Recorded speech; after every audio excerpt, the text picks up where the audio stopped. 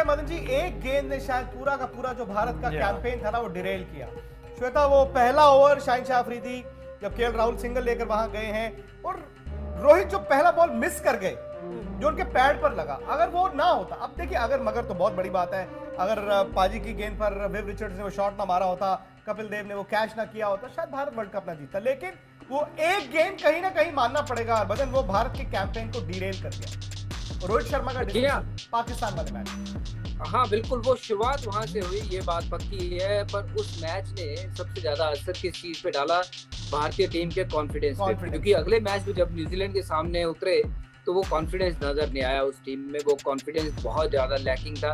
जो shot selection था, जो मैं आप कह सकते हो कि एक हफ्ते के बाद मैच हुआ, हफ्ते का ब्रेक उस मैच के बाद, क्योंकि आपके जहन में वही मैच बार बार घूमे जा रहा होगा। और आपने जब आके न्यूजीलैंड के सामने खेला और इतना निराशाजनक वो मैच खेला, मुझे लगा ही नहीं कि इंडियन टीम की तरह वो खेल रही है। वो मैच ऐसा लगा जैसे कोई माइनर टीम खेल रही हो।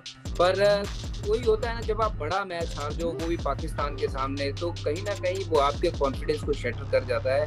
पर अब वो बहुत पीछे रह चुका है। अब जो आगे की उड़ान है उसके ऊपर ध्यान देना होगा कि कैसे इंडिया क्वालिफाई करे, कैसे अफगानिस्तान न्यूजीलैंड को हराए और क्वालिफाई कर रहे। और जब क्वालिफाई करेगा इंग्लैंड के सामने अगर मुकाबला होगा, तो मुझे लगता है कि मैं काफी कॉन्फिडेंट हूँ कि जिस लिहाज से अब क्रिकेट हो रही है, अब जो बंदे क्रिकेट खेल रहे हैं वो वापस पीछे मुड़ के देखने वाले नहीं है और इंग्लैंड को धूल चटाएंगे जरूर।